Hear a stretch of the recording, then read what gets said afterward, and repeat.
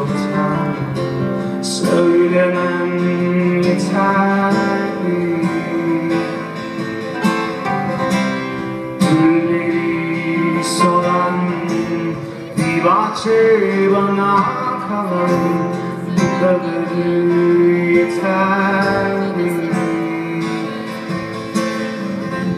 Şimdi bütün şarkılarda kendim onunla atıyorum içine. Sıkıştı kaldı kalbimde, yıkıp gitti aşkın enkazı. Atıyorum içime.